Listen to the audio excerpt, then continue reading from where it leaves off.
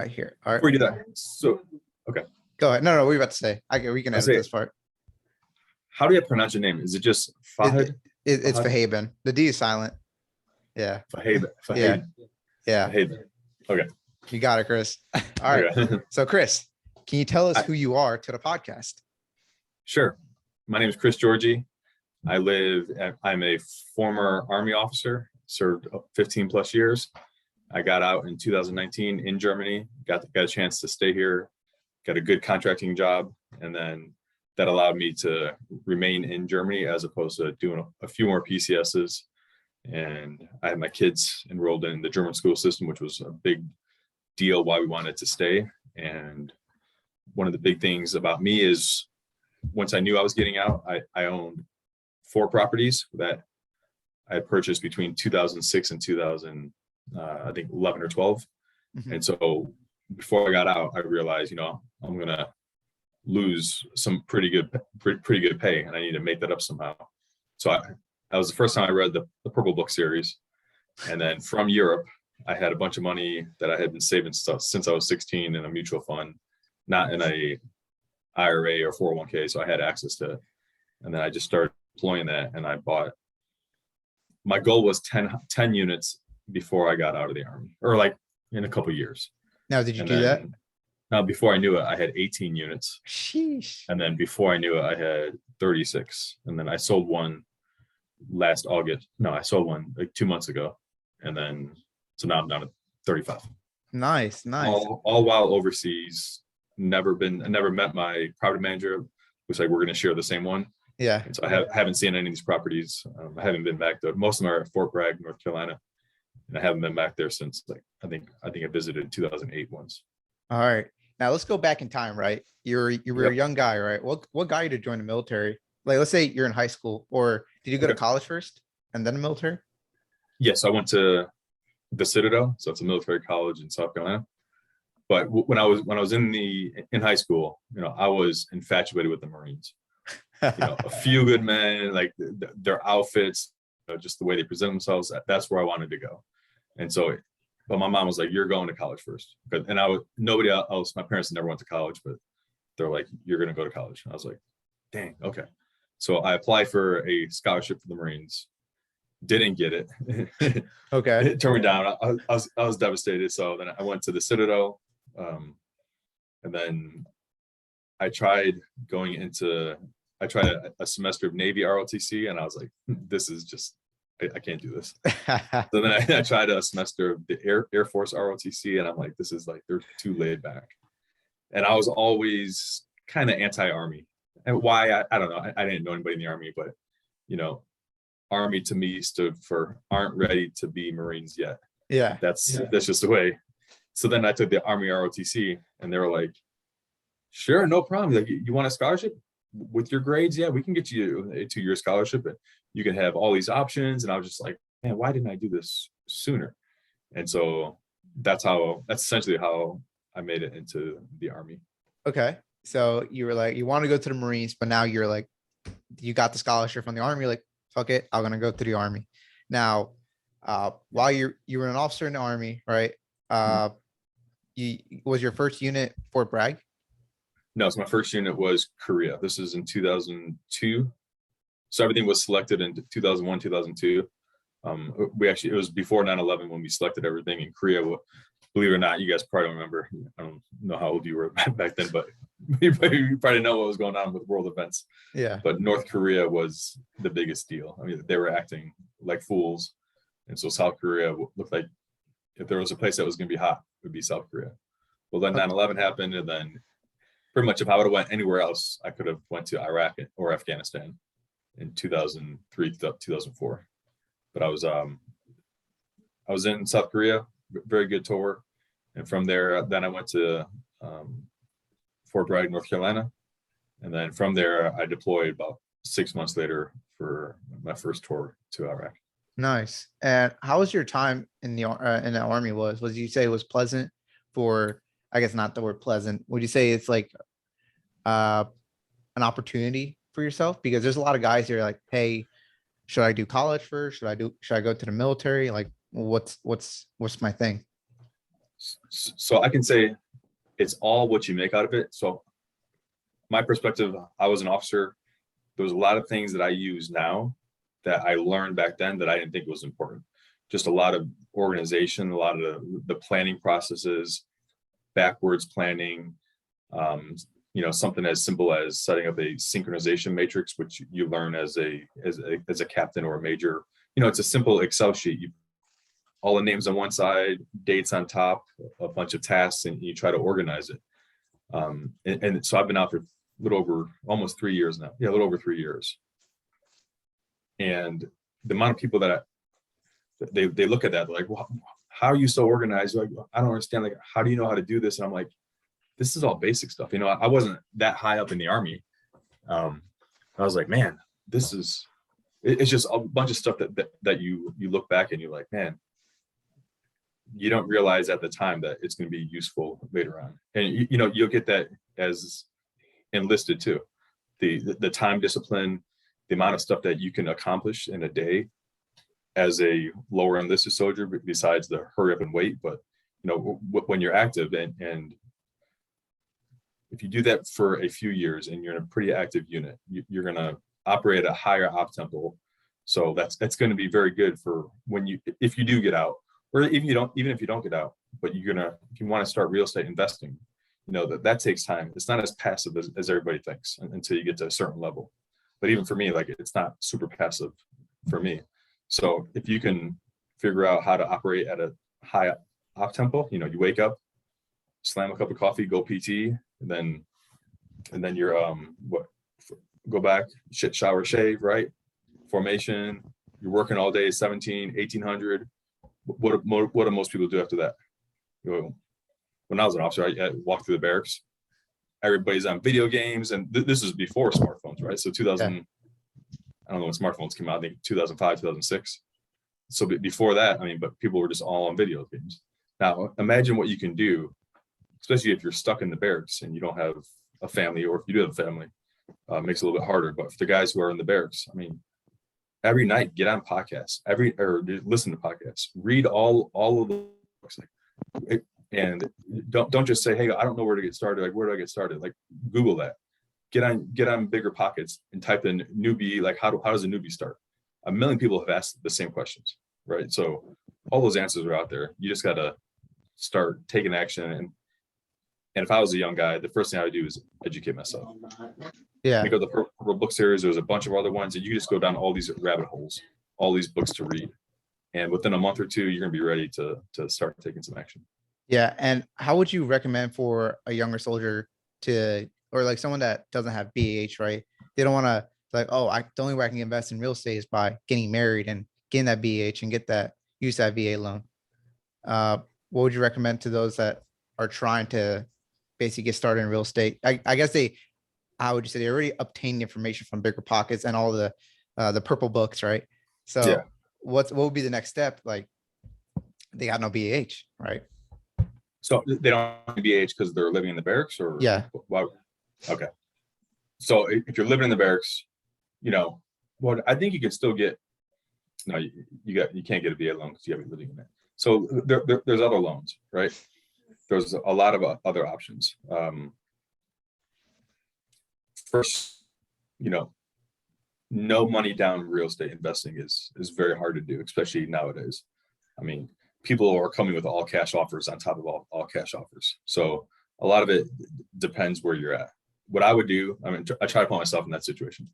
If I had to live in the barracks, I wanted to get started in real estate, and I had enough money to purchase something, I would try to purchase an investment property and then just not live in it, right? And then just fix it up, rent it out, try to buy a foreclosure.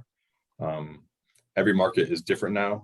Just like 2 or 3 years ago, when at Fort Bragg, everything that I was looking at was $40,000. Like, yeah, you couldn't get rid of them. Like, I looking at them like, man, there's another 40,000, 45,000, 50. Oh, that's too expensive. Now they're all like 120. Yeah. Like, gee, man. So it is all relative to where you're living, but there's crowdfunding source, or there's other websites where you can partner up with other people. There's syndications if you really want to do something that I really wish I had started on. If had I known about it, I could definitely be retired right now. Would be syndications. The problem is, most of them it's 50,000 or 25,000 or $50,000 minimum, and it is a bit of a lead time, 2 to 5 years before you get all that money back. Certain syndications they'll pay you quarterly, but that's about as passive as you can get. Of course. Hey, Josh, you have a question? Go ahead. Yeah, so Chris, you mentioned earlier, correct me if I'm wrong, you said you were deployed to Iraq, is that right? Yes. Okay, so my question for you is, how did that experience change who you are or develop who you are today? Sure. So I spent 3 years in Iraq. Every year was different, and it kind of goes into one of the biggest things besides all the operational stuff, which is cool at the time, but eventually everybody's going to get out of the Army. It doesn't matter how many IED blasts you were in or anything like that, cordon searches, that stuff's cool. But what really translates is to, can you think on your feet?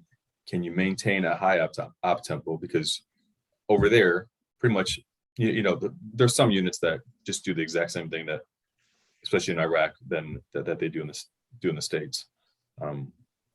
I was in a combat engineering unit two of the times, and the other time I lived with the Iraqi army on a small base, and so there wasn't a lot of downtime. And so what I wish I would have done was taken the limited downtime I had and started cracking the books. What I did was watch all 7 seasons of The Sopranos and some other stuff at nighttime.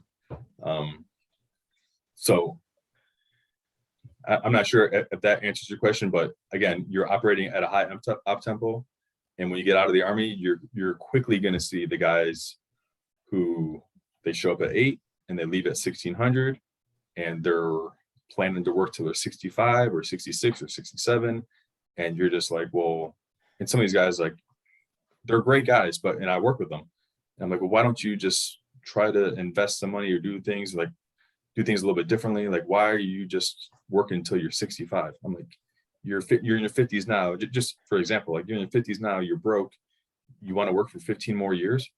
Like, well, I don't have any other option. And I'm just like, okay, so listen to this podcast, read this book, do this. And like, well, I don't have any time. And I'm like, you're leaving at 1600, man. I'm like, you're literally only working you're legit working an 8-hour day.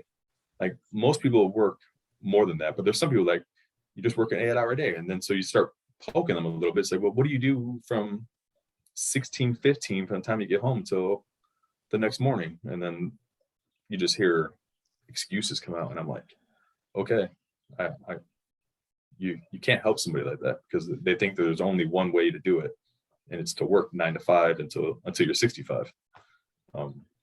Don't do that. I guess is what I'm saying. Yeah. And there's other options. Yeah, we're gonna go with your schedule. So your what rank did you buy your first your first property with your VA? It was a VA, right? Your first property? No. So All my right. first one was a condo foreclosure, right? Okay. So I got back from Iraq in 2005, November. By March, I had spent $100,000. So 55,000 on the condo. I think I put $5,000 down. I had $50,000 loan. It was trash. So it was a foreclosure. And I actually just completely renovated it, and it's back on the market today. And then I bought a 60-inch TV. So I did the dumb thing where you got some money in your pocket, you come back, and this is when 42-inch. This, again, you guys won't even realize this, but at some point, every TV, the biggest one was a 42-inch plasma, and so it was like 3 inches, 2 to 3 inches thick. Yeah, which was like super small back then, but 42 was the biggest size. I was at Best Buy, and it was like a used model, floor model one. It was 60 inches. It wasn't a plasma, so it was like a foot deep, but it was like $3,000, and it was usually $6,000. I'm like, but it's so that somebody returned it. I'm like, I'll take it. And then I bought a 2005 or the 2006 Acura TL, brand new, 37,000, because my car was dying, and I thought I needed a new car, buying used just didn't even occur to me. And so I realized, and I bought like $5,000 in furniture because I didn't have anything, and I was in an apartment with my buddy.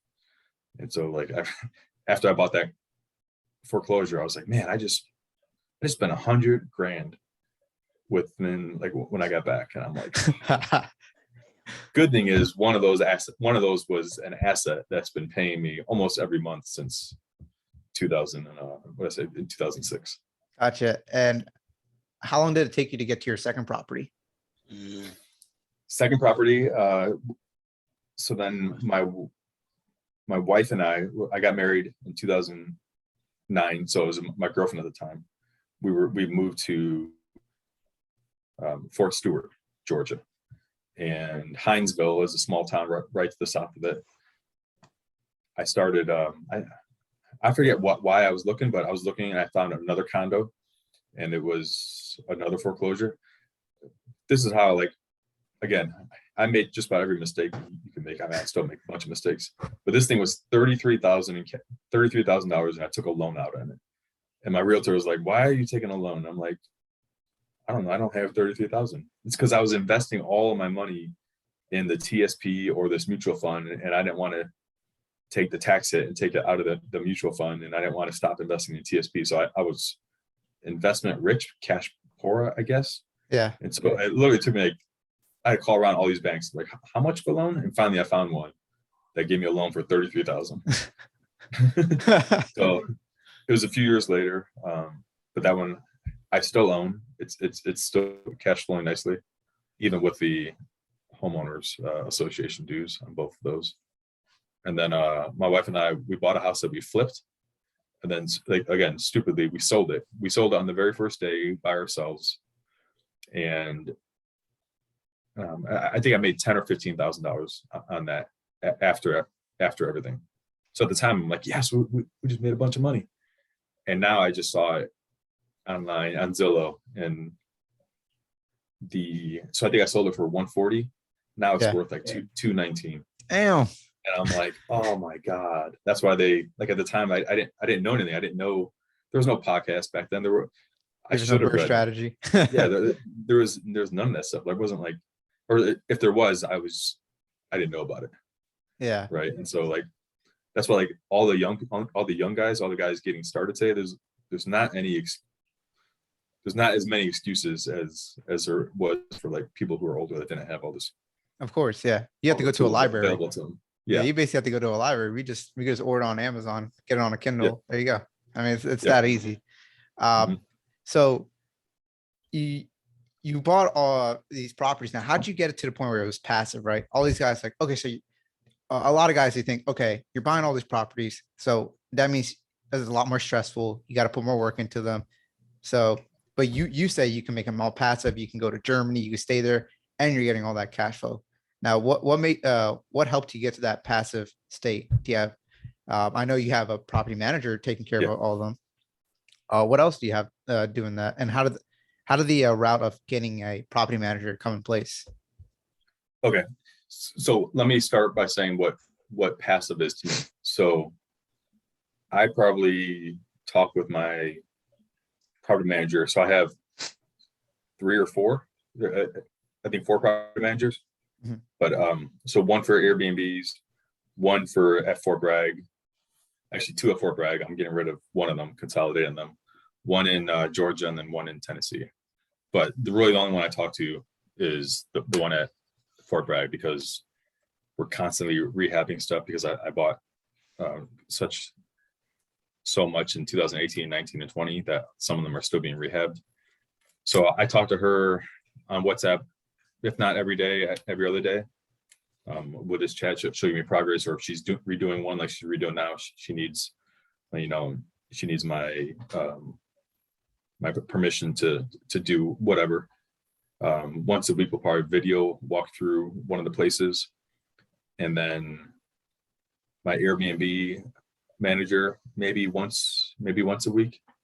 She'll reach out to me, usually when it's not good news that something needs to be repaired in a unit. But that's just like a quick response. And then I have a virtual assistant, because in 2018 I transferred everything to QuickBooks, because I was getting I was just using Excel, right? And I knew as I started listening to podcasts, they're like, you got to get organized. Start when you have, even if you only have one property, you should be using some kind of software.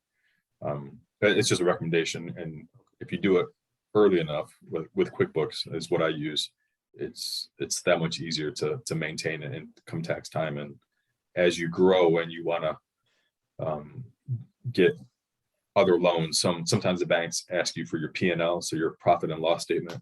And the first time I was like, what the hell is a P&L? So I like Google it. I didn't want to ask the guy. I'm like, oh, I gotta have a profit and loss statement. And so then I quickly put everything in QuickBooks, but some of the statements were pretty hard to, sort it out in QuickBooks. So again, I listened to podcasts, and the guy was like, the interviewee was like, hey, I use a virtual assistant. I went on upworks.com, and there's every kind of virtual assistant you can find in there. So I interviewed a guy, he's in the Philippines. We did a video interview just once, and then I chat with him maybe once a week. He has access to many, not my bank accounts, but other accounts where he can't do anything. So it's like my property managers, when they send the statements out, he logs on there, gets the statement, downloads it, and then adjusts it all in QuickBooks for me. Where'd you find help. this?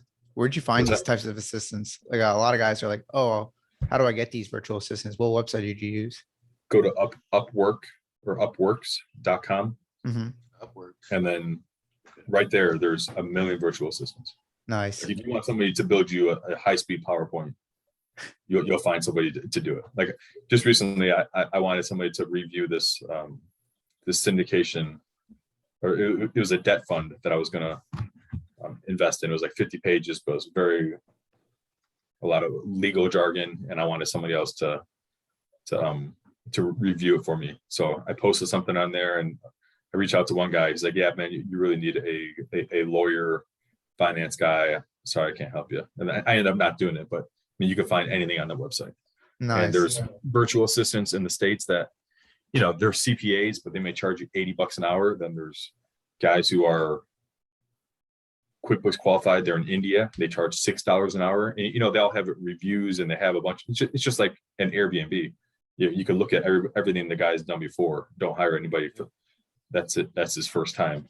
And then you just, slowly work with them. Don't give them any personal access to accounts. But I mean, it's been a lifesaver for me. I was able to keep things straight. What got you to keep on scaling? Because you say you have like 18 properties, right? So a lot of guys, 30, yeah, 33, 35 right now. 35. Holy shit. So Ooh. A lot of guys, they see that like, wow, you did that in like a short time. Like, you said you had a mutual fund, right? And you had all that. And did all of your properties did they come together to like basically fund those other properties? So now to be clear, my mutual fund was in the six figures, right? So I used that for my down payments when I first started growing again. So my unit 5, or it was a house. I bought it for $88,000. So I put 20% down of that. It was probably like $25,000 or whatever with the closing fees and everything. And then I had to put some more money into rehab it. But what people should be doing is, when you look at like the velocity of money, like making your money work for you and getting the money back and then doing it again. If I were to just take that one, so I just refinanced it.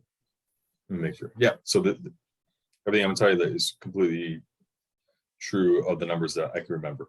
Bought it for 88. I probably put 25,000 down to buy it, and I put another 20,000 into it. So I think I'm into it for 45, just call it 45. So this is 2018, September 2018. It just reappraised for 169 or 179. And so I did a cash out refi. So with the cash out refi at the appraisal, you can take out 75% of the appraisal. So whatever that is, I think I got a check for 130. Nice. 130,000. I got all that money back that I put in there. plus it's still cash flowing. The interest rate was lower than actually the interest rate stayed the same, but obviously the interest rate on a higher mortgage. So it did go up a little bit, but now I got a chunk of money to go back and do it again. And if you keep on buying houses cheap, force appreciation, market appreciation, in a few years, it's going to go up. You get another appraisal, you do another cash out refi, and that way you don't always need to keep on saving money, especially when, if you don't make that much money, or if you have a lot of other obligations, it's going to take you too long, or just take you a lot longer to scale. Now, what are your rule of thumbs whenever you look at properties? Do you see if they're like kind of burrable? Do you see them as if they're like you can make $200 cash flow from those properties, or like what do you look at when it comes to a property? Yeah, so there's a lot of things. I'll take the address, and I try not to have my property manager do everything. Like I don't just send her and say, "Hey, you figure this out. This is good enough for me." So, although I do it sometimes, but if I'm in front of a computer, I'll put it in Trulia, and then I go to the crime map. That's like the first thing I do. If I see it's like a dark blue, I'm not even going to do it, because I know I don't want my property manager to like manage that so like just going in those neighborhoods, it's not safe. Yeah. Right. So if it's in those, I stop right there. So I look at the crime, and then I'll ask her, I'm like, "Hey, is this a growing area? Is it gentrifying? Is it like, how much can I get for rent?" So usually when I send it to her, I'm always like, "What can I get for rent for this?" When I could look at the pictures, I could pretty much say, "Okay, this one's everything's like $20,000 in rehab." It seems at least 20 to 25. And so then I built myself a spreadsheet. I got on the Bigger Pockets website, but instead of paying $30 a month, I just looked at their calculator. You get to use their calculator 5 times. It's a pretty good one. Yeah. So I just rebuilt it in Excel, and then I'll put in what I'm gonna spend on it, what I think the mortgage is going to be, and then it just kind of spits everything out. And I'm not exactly looking for a dollar amount, because it's all based on how much money I'm putting into it.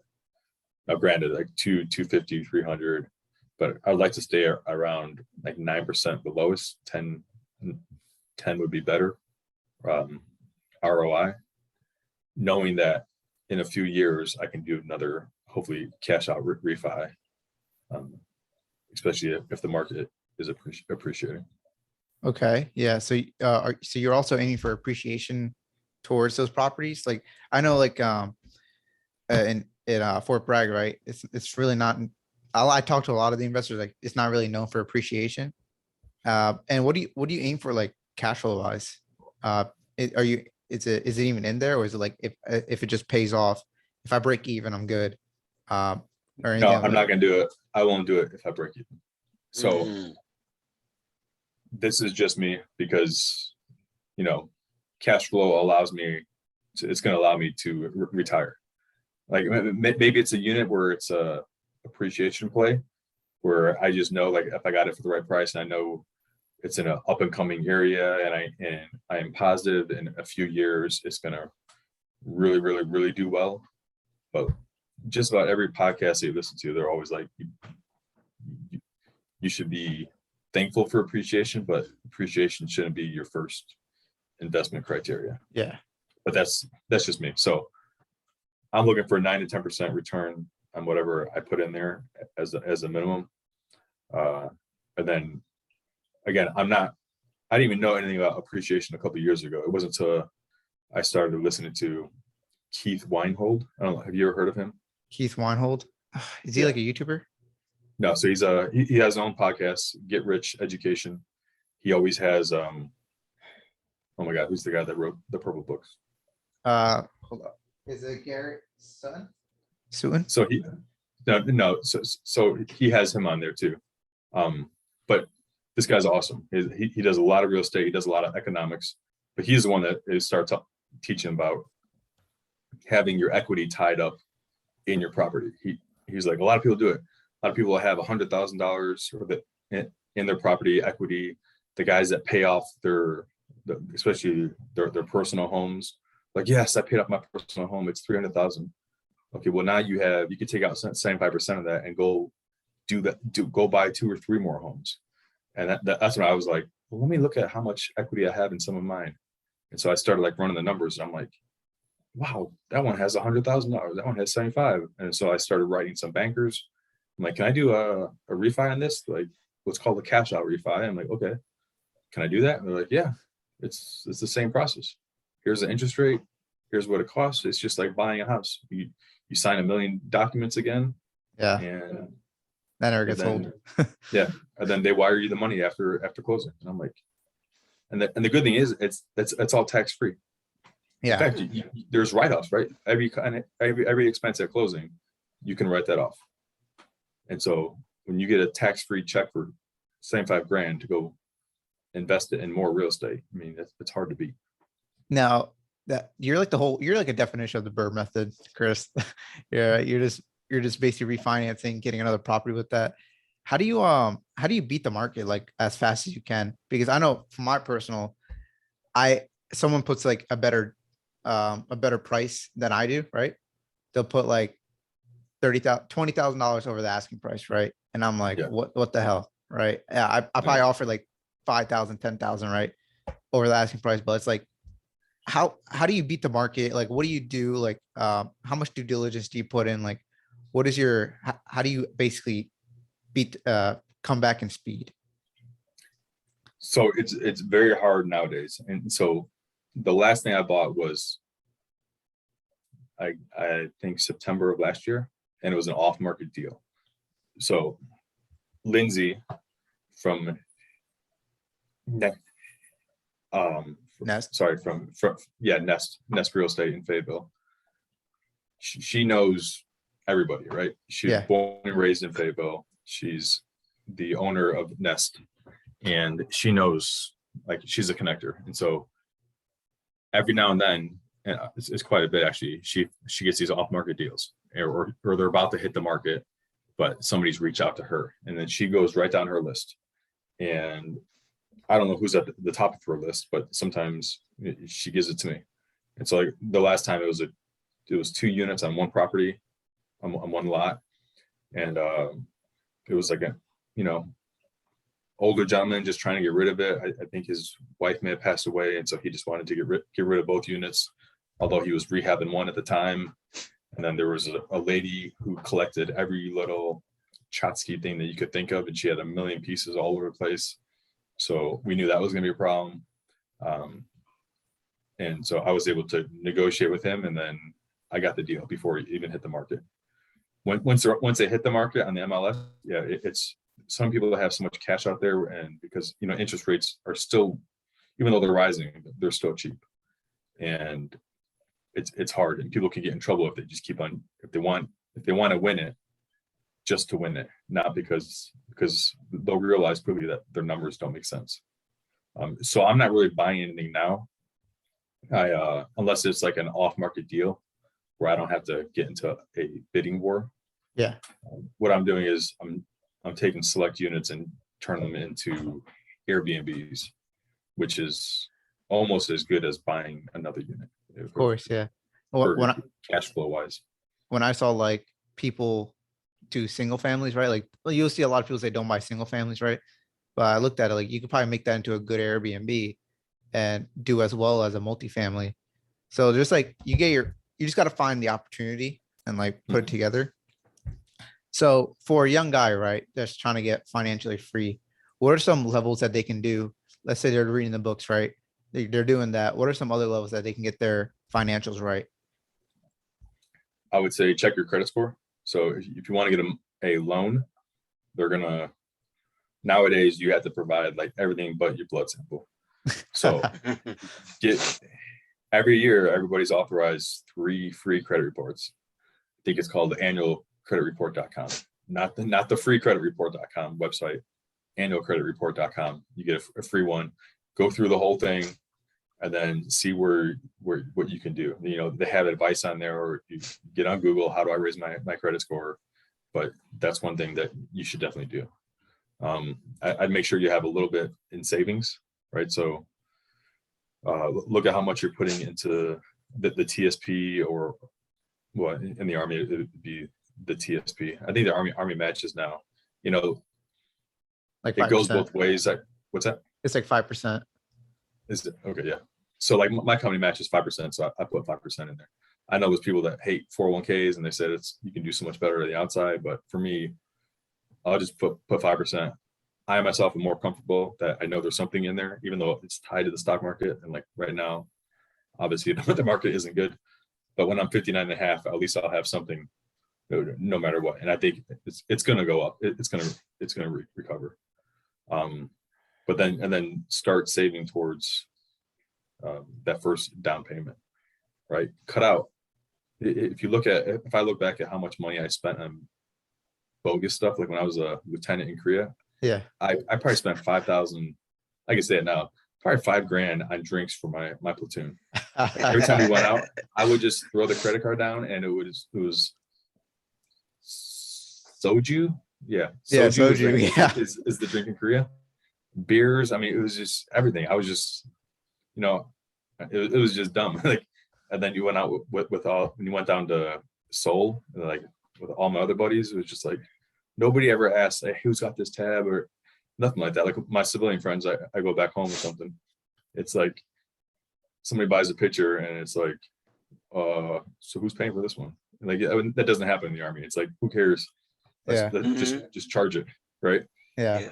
But I spent so much money on that, and it didn't stop in Korea, right? It wasn't until after I got married that I was like, okay, man, I need to cut down. And what am I really spending money on? And I think people would be surprised how much they're spending. Even the guys that wake up, have a monster for breakfast, then have a monster for lunch. Don't get me started on that. I can speak so much about those types of guys out there. Yeah. Like they be drinking like 10 monsters a day. I'm like, how are you alive? Right. It's like, they don't like you in the financial part of it. They're like, hey, I got money. So I'm like, okay. But I guess what you're saying is that people can change from where they're at right now, right? You spending $5,000 on your platoon from like, now you have like 35. Well, you can make bad decisions, but that can always come like that. You can always fix that. Yeah. So yeah, like, and then I think I didn't say is like, so if you're in debt and you're in credit card debt, I would pay that crap off, right? Fuck yeah. 18, 25%, whatever they get the young soldiers on. I mean, all that shit should be illegal. But people, I remember I was a commander, people got in trouble, and I'm like, how is this even legal? The guys are charging 30% for a used car, and I'm like, and you would think like people would understand like this is not a good deal, like this is bad, but everybody grew up differently. Everybody got different education, and so some people didn't get any financial education, so they just don't know. They look at the payment like, oh, it's $200 a month or $300 or $500. I make $1,000. I can afford it. I'm like, no, you can't. You can't afford that. Just because you're paying it doesn't. Just because it's less than what you're making doesn't mean you can afford it. Yeah, that's true. And what about what about those guys that are trying to get a good paying job? They're trying to work for Google, Tesla, whatever, right? They're trying to make at least 6 figures just so they can get started in real estate, like, or not, I wouldn't say get started, but be prepared for real estate and like paying for like, let's say rehabbing and all that. Would you say college is a route, or would you say doing some boot camps or whatever? For those, so I've hired a bunch of people since I got out of the Army, and it's different over here in Germany. Like you got to be qualified at a different level, and we don't look for college specifically. We're looking for experience, and we're looking for certifications. And so I've hired guys.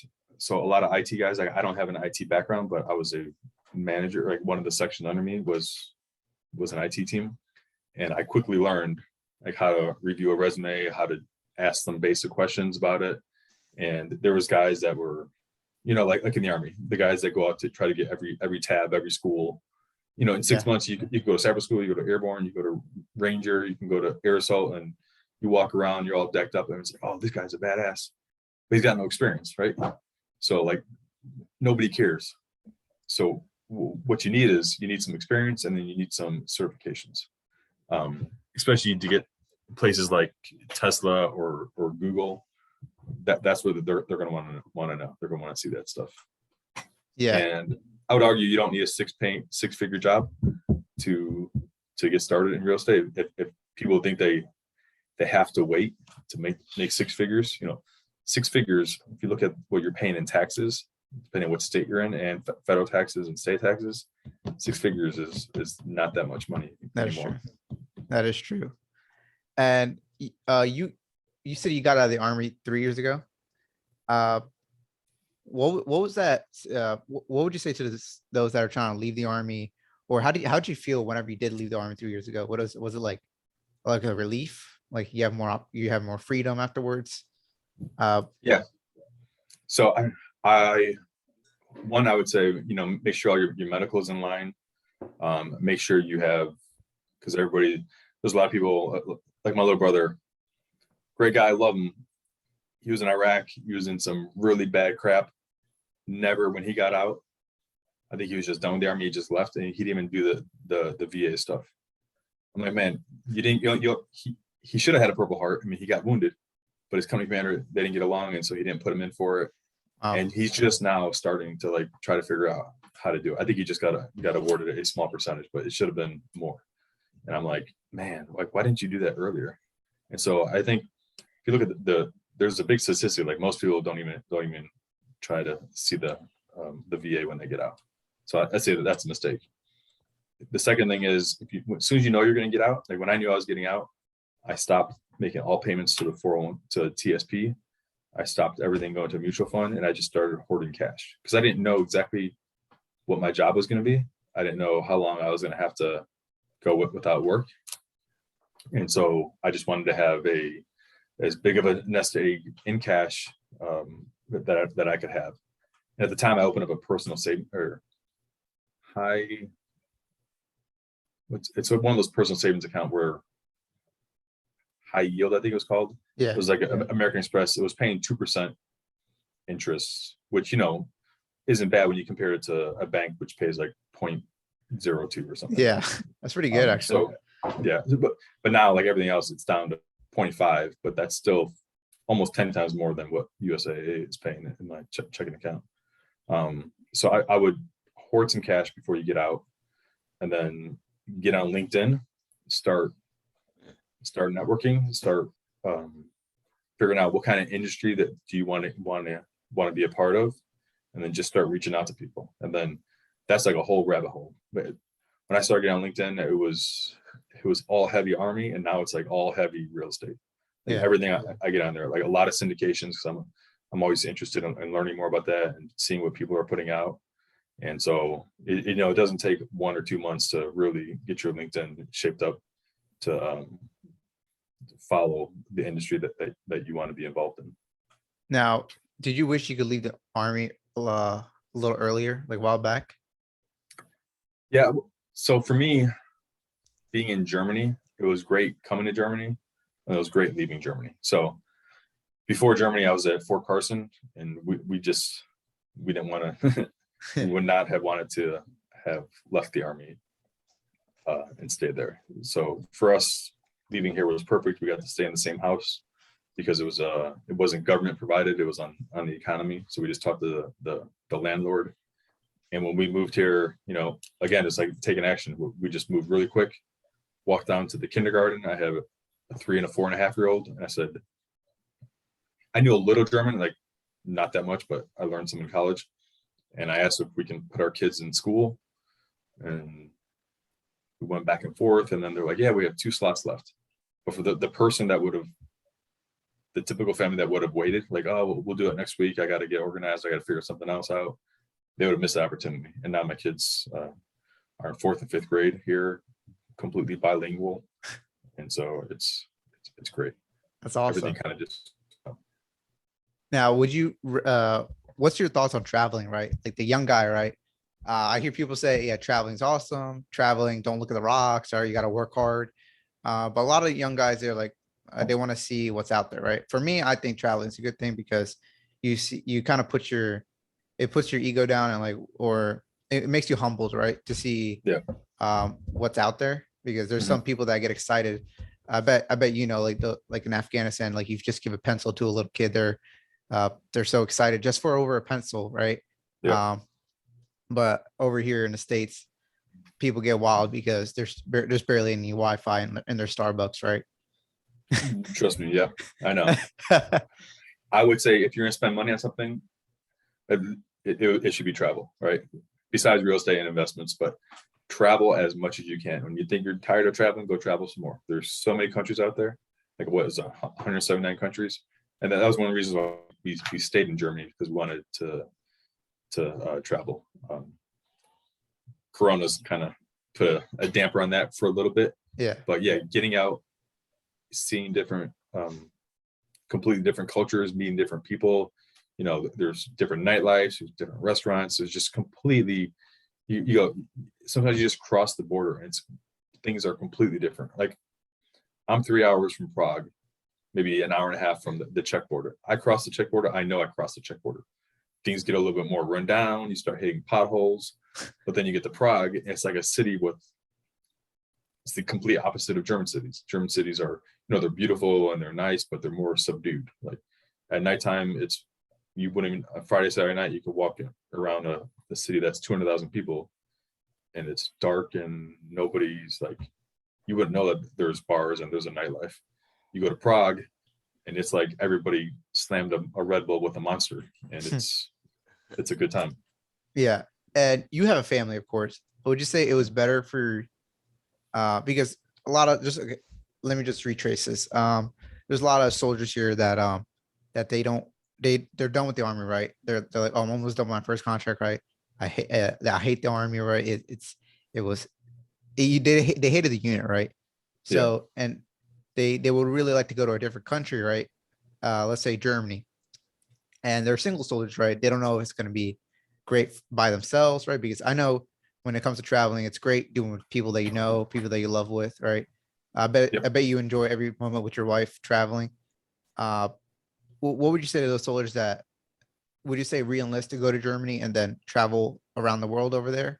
Or would you say like just leave, or like because it won't be as much enjoyment whenever you're going with someone that you're married with or something like that? So, I mean, I traveled with before I was married, and even sometimes like,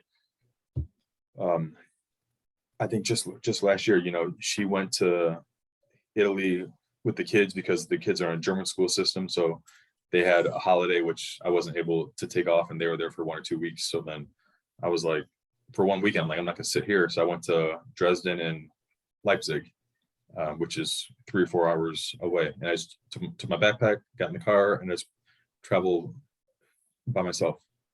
What I would say is that if you're thinking about getting out of the army because you're in one unit and you don't like your unit, the unit is always going to change, right? That officer is always going to leave. That platoon sergeant, it may seem like he's there forever. That may seem like that first sergeant is there forever, but eventually they will leave. And then your whole career, your whole thought process about the army can drastically change from one unit to the next. I was at places where I was like, I hate this unit, I hate this job, but I knew within a year, every officer's job kind of changes. Like you're not in a job for that long unless you're in command. But even that's only 2 years.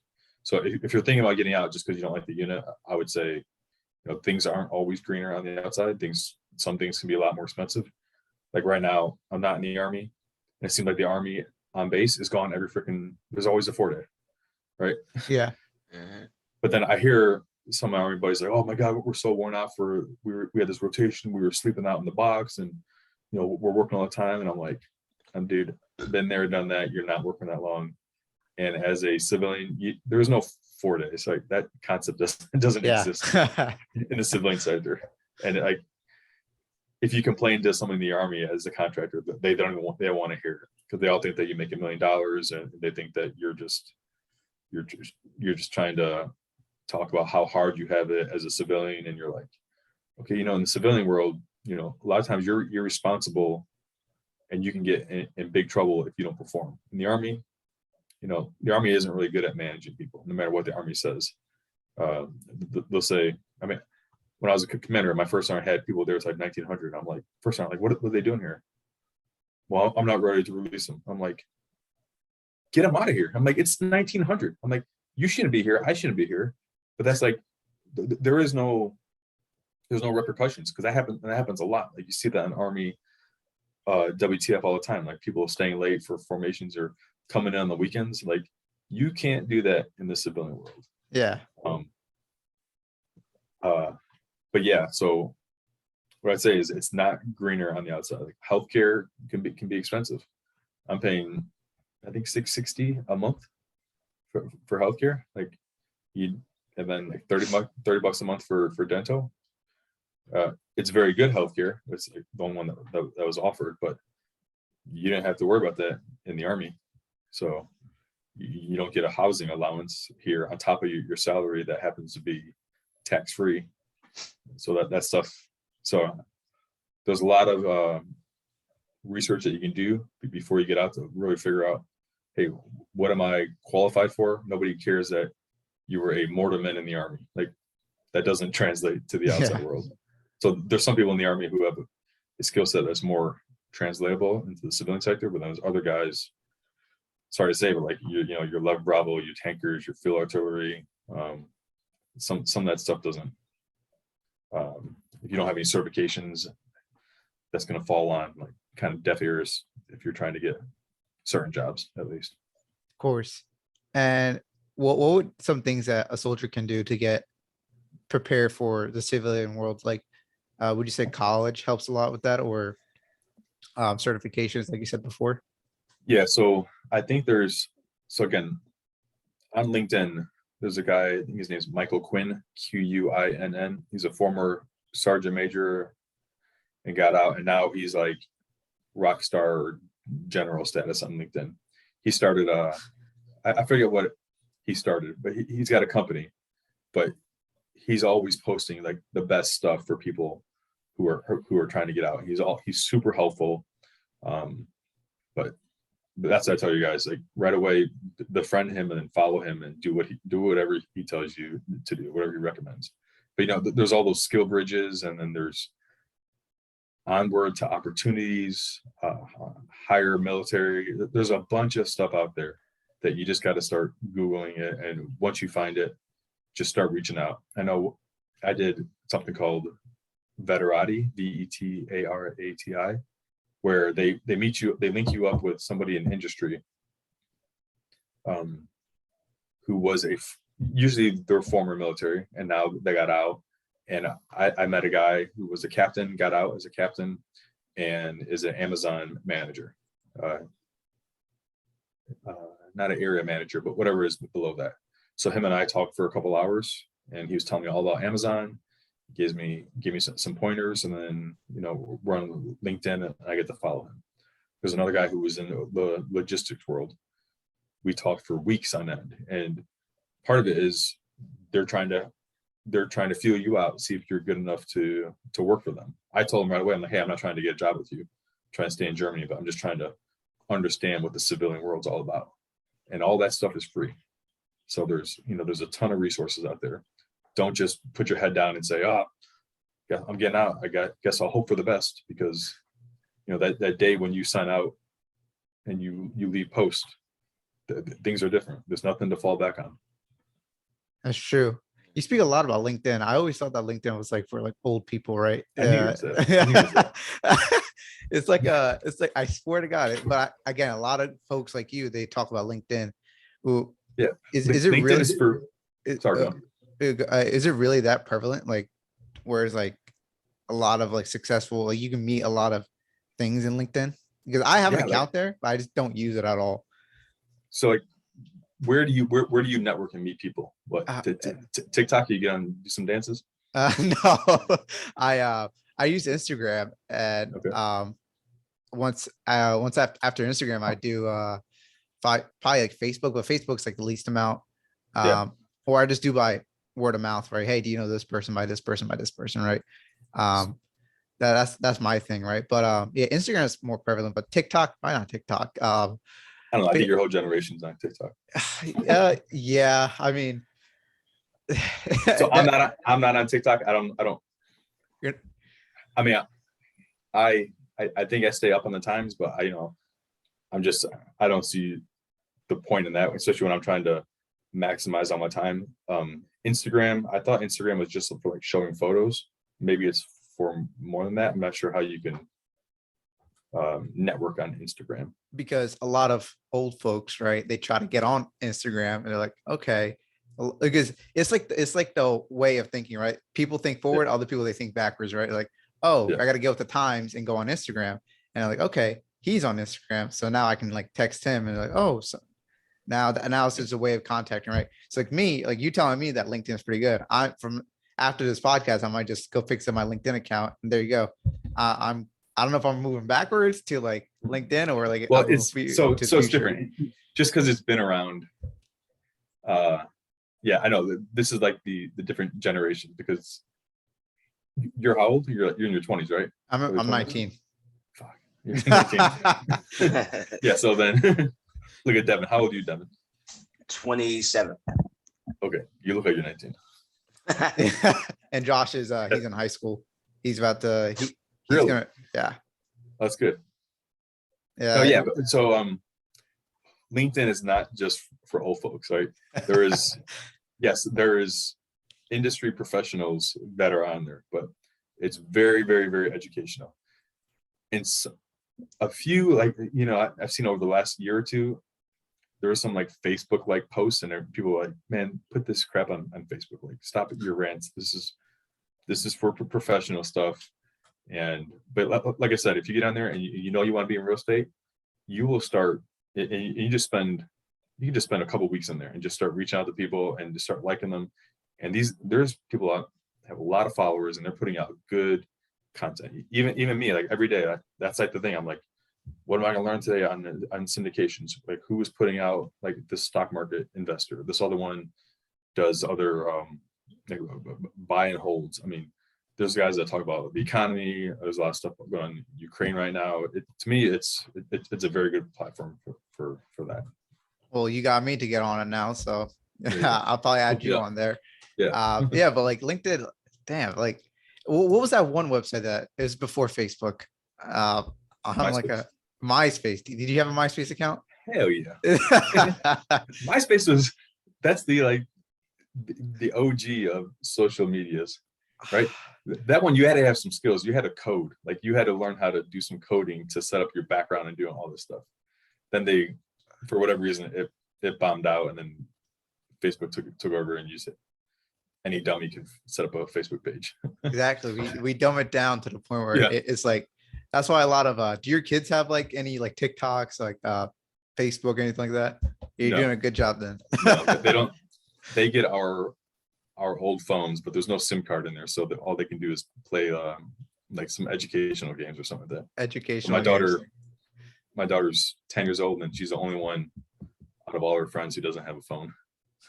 Hey, yeah, She'll get it eventually. yeah, she'll get it eventually. Do you like I know some parents, they pay their kids to like read books or whatever, right? And you're a big book reader, so Mhm. are you gonna ever try that? So I'm not going to brag, but my daughters are very good at I mean, they love reading. They love doing their homework. They'll fight it sometimes. Look at that monster right there. That's the green one. Yep. That's my favorite one. You gotta watch out when I drink that. My wife tells me I'm not allowed in the house. Yeah. But yeah, they're going through the Harry Potter series right now, so they just like Okay. a challenge. I say, yeah, but you can't read 2 chapters today, and then I'll go to work, come home, and then she'll read 3 chapters. Nice. So it's Hey, you're doing a great job being a dad, Chris. oh, thanks, son. So what does your schedule look like now? So now, I'm recovering from a broken leg that I broke on a German soccer team that I was playing on in September. But I'm finally able to walk, and I actually just jog a little bit, like 300 meters today, the first time in almost 6 months. But at least 3 days a week, I'll wake up at 6. I'll do a little bit of some workout that I get from an app on my phone, or I'll do 20 or 30 minutes of a YouTube, just exercise video. And then I'll the kids wake up at 7. I get them ready. They leave the house at 7:30. I'll leave at like 7:45. When there's not a big rotation going on, I'll leave work around 5:30, and then come home. Do the family thing, dinner, then the kids go to bed, and then usually my wife and I will watch something. But when there's a lot of stuff going on in real estate, I'll get on the computer, especially when it was tax, it's still tax season, but Yeah. trying to find all these documents. And when I'm going through a refinance or other stuff, I would put in 2-3 hours a night behind my computer trying to figure stuff out, especially as I'm researching what's the best house, or do these numbers work. In my previous job, I was working many days, 11, 12, 13 hours a day, and then coming home and doing the real estate stuff. And I generally don't go to bed till midnight. I don't need a lot of sleep, so if I get a solid 6 hours of sleep, that's good. But yeah, every bit of it is kind of full. Besides, we will watch like Vikings, or not me. I'll watch. I like watching an episode of Vikings or some kind of drug show every night, just to ease my mind a little bit. But there's many nights where I'm behind the computer trying to figure things out, and then when I'm not, I'm wondering what else can I be doing. Like, I know there's something I could be researching. Like, I just transferred my TSP to self-directed IRA, so I'm like, how can I deploy these funds right now? But all that takes time, right? So you got to do the research, and still a lot of education, and kind of doing what I advise people not to do, not maximizing my time because I'm watching some Netflix at nighttime. But you got to take a knee every now and then. I do enjoy that. Like, at your age, someone like you is still learning and like trying to do like bigger things, like as you're going on. By now, like, people expect you to be like, just chill out, be at the beach, do whatever you want, right? Let the young people take over, right? But Yeah. you're like, fuck that. I got this. I still got some energy in me. Well, if you think, 40, most people that I work with are older than me. Like, there's guys that I just really look up to, that they're my mentors, but they're like they're probably the early 50s, mid 50s, but they're like, some of them have like 10 more years of working. And I'm like, but some of them like to do that. Like, they love to do that. And I'm like, if I can figure out 2-3 more years, get the number of passive income where I want it to be, then I can, if I say I'm out, then that's perfect. I have that option. Nice. How much passive income do you get now, if you don't mind me asking? Let's see. So everything goes directly back into the other properties, right? So I haven't taken $1 of passive income, but it can be between 7 to 10 or 11,000. That's crazy. So sometimes it depends on how good the short-term rentals are doing, but at least for the next couple of months, I have some major rehabs coming down the pipeline. Seems like I've been doing them for a while. One of the things I did last year, I found a 12 unit on Facebook. Yeah. So I don't use Facebook that much, but I did pivot a little bit, and I got on a bunch of North Carolina Facebook marketplace groups. And one dude, he had this 12 unit. Said, "Hey, I'm wholesaling this 12 unit. If you want it, hit me up." So I actually called him, like, and usually I wouldn't just call somebody, but it was in Favo. It was all brick, three buildings. So I talked to him a little bit. He sounded very shady. So I passed him over to my property manager, Lindsay, and then she contacted him, figured out what he was trying to do, and then she contacted the owner. The owner didn't know what he was trying to do. So then, a month or two later, the owner sold it to me. Nice. And that's been 12 units. It's not that big for some people, but for me, that was huge. Yeah. And yeah, That's those 12 units.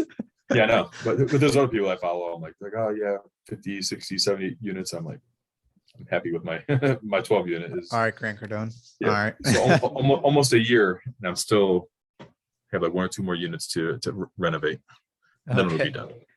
All right. We're gonna go through the question with Devin. Do you have a question before I go through these last questions? You can go ahead, bro. No. You go ahead. I'm gonna ask these last questions. Okay, you go ahead. Okay. So, Chris, how Yeah. productively, what was the slowest time when you were first starting your business? Were there some things that you did to help you become more productive during the day? Did you wake up earlier? Did you plan out your day, or did you just write it down and go through it? Yeah. So me, because like I said, I don't require a lot of sleep. Okay. Just because the way I was, I guess, came up in the Army and college. So I would always, if something took longer, I would cut it. I got more time from cutting back in my sleep.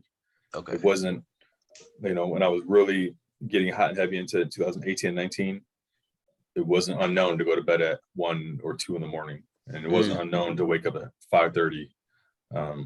I was really maximizing like good podcasts. Like, there's a lot of podcasts where people talk about the same stuff. And I was like, okay, I don't want to listen to that. I want to learn something new. I want to learn about taxes or what kind of apps are out there. And then, so there's like one app, it's called Deal Check. Yeah, Deal Check. So I downloaded that.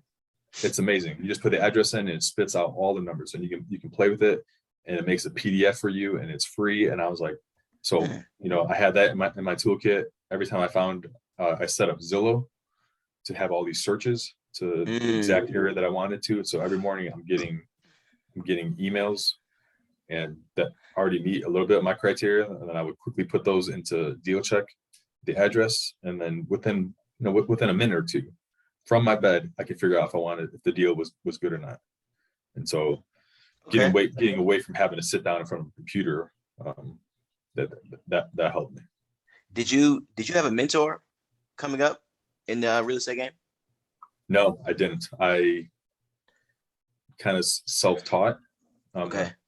I was a little bit, I was pretty good at finances from an early age. It always fascinated me.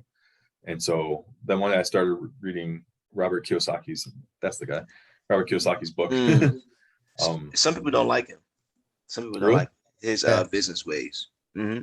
So I think he's become more vocal and more, everything's going to fail. Everything's like, the sky is burning.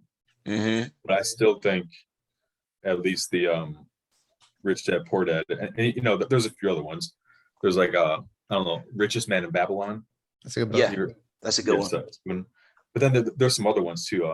Extreme Ownership. Okay. Can't Hurt Me. Have you heard of Can't Hurt Me? Yeah. David Goggins. David Goggins. Yep. Goggins is the man.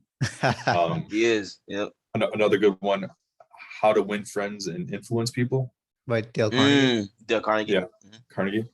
Very, very like those are the ones. And then there's one by I think he's the president or the owner of Bigger Pockets now.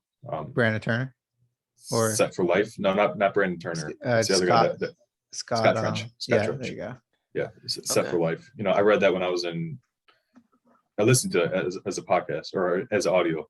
Yeah. I was like, man, this is good stuff. And it was like 2 years ago after I thought I knew everything. So there's always more to learn. Yeah. But yeah, no, I did not have a mentor. I spent a lot of time researching. Yeah. I'll go down rabbit holes. I'll ask questions. I'll call somebody up. I'll have questions.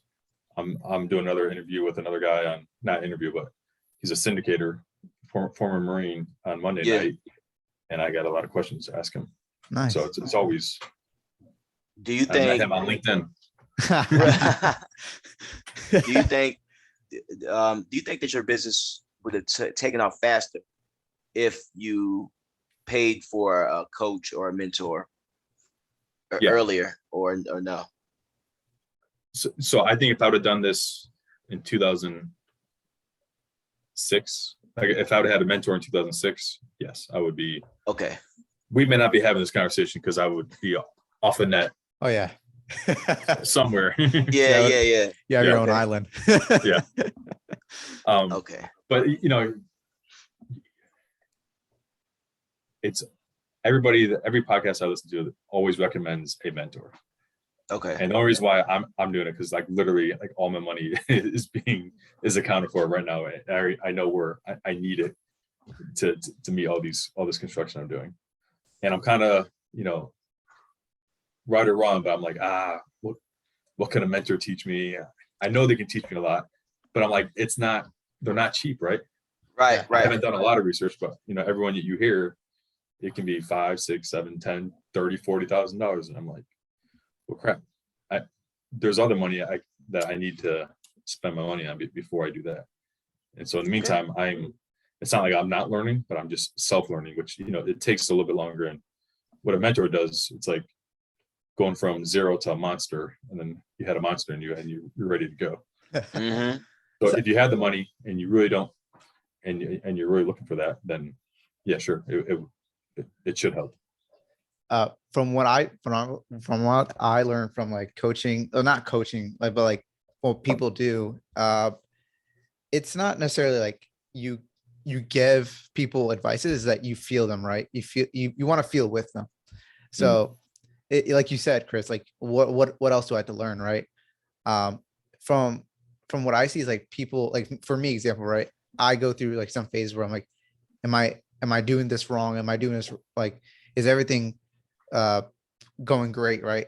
Then I just call one of my buddies, right? I'll call Devin and be like, hey, do you think I'm doing this right? You think, you're like, dude, did you count the rent? Did you count the insurance? Did you count everything? I'm like, yeah, then you're doing it right. You're doing fine. You did everything as you can. This is what it came out with. You're good. I'm like, okay, that makes sense. You just want to hear it again, right? I guess a Yeah. lot of people, they just need a life coach or like someone to just repeat what they want to hear. And they're like, Right. okay, it's like a confidence booster or something like that. But Yeah, and you don't somebody really that can hold you accountable. As I understand, like they're going to hold you accountable. The problem is like, I think I do a good job holding myself accountable. Yeah. There is like, if I was going to hire somebody, it would be somebody who could help me like set up the right business, make sure I had the right business structures, and then give me other options. Like talk through, I was like, hey, I got $50,000. Like, where should I put it? Like really like poke holes in my plan, like see it, and then offer other ideas that he knows about that I don't even know about. And just, and so he's got to, he just has to have a bunch of different skills that I don't have yet, and be able to, you know, help me get to my plan, which, you know, if I can afford it, you know, some people say, well, you can't not afford it. And I'm like, well, when they want their bill, yeah, you gotta be able to afford it. that's like me with the bigger pockets calculator. I'm like, this is pretty expensive. I could just make this on a spreadsheet and like, I listened to Scott Trench and he's like, you know, cut down every little bit of expenses. And I was paying for, I think it's $30 a month, but I'm like, yeah, I'm not getting it. I'm not, I got that deal check. That thing on the phone, it spits out a PDF and you can print it, and like and it's unlimited. I mean, the bigger pockets one is good, but it's not, for me, it wasn't worth $30 a month. yeah. I guess a lot of people, they like getting that boost. Like, oh, I did so many analysis on my calculator. Like, that's cool, I'm a but pro because it says pro there. yeah. I'm like, okay. And I'm like, like it depends on your environment too, because I go to the real estate meeting. It's like, are you a pro on bigger pockets? I'm like, yeah, but I don't think it's worth it. You know what I mean? Because I bought it, like I bought the yearly thing, right? I kind of regret it because I'm not even using it, like because I'm not buying a property every single month, right? I'm like saving up the amount of equity and like putting like 20% down or 15% down. And it's like, well, I don't got to analyze every month. I just got, and by the time I analyze it, property's already gone. So I can do good practice, but like, how many times do I have to like analyze the deals to the point where I understand it, right? It's like, you're probably wasting your time doing something, but I don't want to, again, I could be reading a new book, right? Instead of like analyzing this deal. What, it just comes to what you prefer though. Mm-hmm. So, Chris, what's your, what is the one tip, right? That one tip to your, you know, I'll rephrase that, right? What is your secret sauce and, like what's your secret sauce of real estate? So for me, the number one reason why I was able to buy what I was and do all this from overseas is because of my property manager. So Lindsay Peleas from Nest Real Estate, without her and her team, I wouldn't have been able to do this. She handled a burr for me. The only thing I haven't done is I think a flip with her, but she does all of the general contracting. She manages all the subs, and so I think I bought 30 properties with her, to include the 12 unit, multiple duplexes, fourplexes. She's given me a lot of off-market deals. I mean, I passed up on a lot of them, so she hands them over to the next person. Yeah. But quite a few of them, I mean, I was able to close on, and her organization has actually, I don't know how big it was when I first met her in 2018, but I know she's definitely grown a bit. But she just does amazing work, and she really takes care of myself and my properties, and I know she has my best interest, because I've laid it out with her. I laid it out for her. I'm like, this is my goal, and this is what I'm looking for in properties, and this is what I can afford. I mean, and we have it all kind of worked out. Like, I know, like, hey, can you send me some pictures on this rehab? And then next thing, a day or two later, I have a Google Drive shared with me, all the photos. It's just, without a great property manager, and I'd also say your property manager should be your broker too. Like, don't separate them. When you separate them, it makes it that much harder, because the broker just wants to make money. They just want to sell you a house, right? They don't care what you do after that. They all they want to do is sell you the house, say goodbye to you, and they get their paycheck. Maybe you'll be a repeat customer, but they're not going to manage it. Your property manager is going to make sure the house is in a good area, that it doesn't need a whole lot of work, that they can actually get the right tenant there. So if you have the same person, they're not going to sell you a dud. They're not going to sell you something that they don't want to manage themselves. So there's no huge conflict there. And Of course. Lindsay is able to do both of those. So that's been a huge help. Nice. And if you can go back in time, right? I guess your 18-year-old self, or probably like after college or whatever, right? What would you tell your younger self? Like, any advice? I would have probably told myself, knowing what I know now, is, I had a lot of opportunities to buy properties, and I started late. It would have been to keep on buying, maybe, and invest less in the TSP, because I was putting, at some point, especially when I was deployed, I was putting 25, 30, Damn. 40% into the Damn. TSP. Yes. I mean, I had no bills, right? And so I deployed 3 times, and only one of those was I married. Everything else I had a girlfriend the second time, and the first time I was single. So I thought that was the thing to do. I was like, oh, I need all this money at retirement. And instead, if I had it on cash, I could have bought a lot more properties. And so I know everything's expensive now, but in 10 years, you're gonna look back and be like, damn, I wish I would have bought stuff in 2022. Yeah. And so That's if real estate is your thing, and then I also would have done more syndications. okay. If I could have afforded it. And what do you think? What is your secret sauce to being successful? So I'm not sure if I'm successful or not, but because you said I am, Uh-huh. we'll go with that. I would say, without trying to sound conceited, I think I'm a go-getter, right? I'm not sitting on the sidelines. I'm putting the hours in to educate. Every time I'm in the car, the radio is never on. It's always some kind of podcast or an audiobook. Everything I do, everybody that I try to reach out, it's all to self-educate, keep on learning, and then trying to figure out, how can I benefit off this?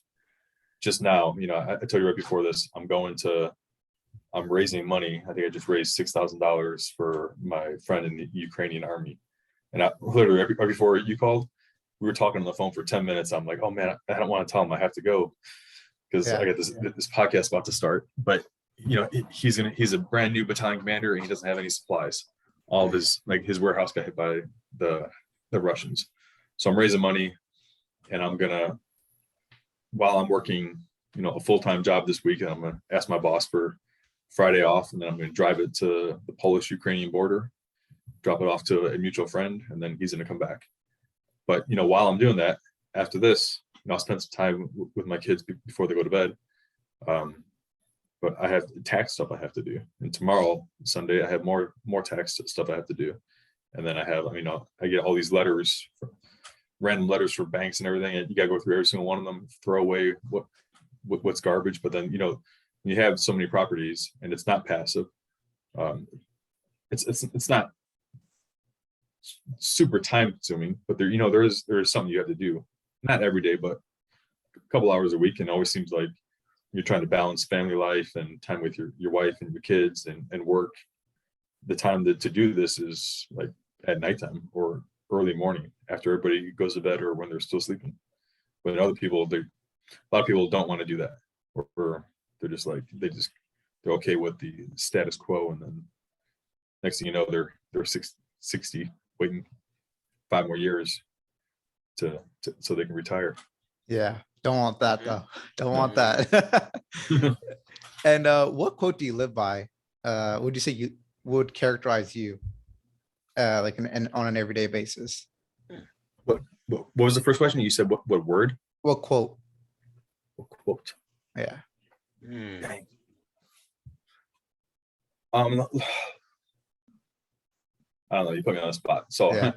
there's a quote from college. We called it "Suck it up and drive on." Right. That's what we said when we were freshmen in this military college, and that one has always stuck with me. Suck it up and drive on. Like, doesn't matter. Life sucks. Okay, well, what are you gonna do? You gonna get on social media and complain about it? No, you figure it out. Like, come up with a plan. Figure out how not to have that happen again. Adjust fire, and take action, and just get after it. Like, don't feel sorry for yourself. Like, there's a lot of people that feel sorry for themselves out there, and they don't figure it out. I like that. And what, you read a lot of books, right? You probably said these books back like in a couple minutes ago, but what books do you recommend in certain situations or life moments? So like life moment, like I would read Can't Hurt Me, and between that and Extreme Ownership, that's a pretty good stack. Where so like, Can't Hurt Me, Extreme Ownership, and How to Win Friends and Influence People. So 3 non-real estate, non-investing books, but something that will, it's going to help you hugely. Even when I read How to Win Friends and Influence People, it's probably a good one to read every couple of years, because sometimes you forget it, and sometimes I just want to like ream people out, but I'm like, nope, that's not what I'm gonna do, because I don't want to burn that bridge. Or Extreme Ownership, like this guy just failed, like why didn't he do it? It's like, then I started thinking, like, is it his fault? Well, how could it be my fault?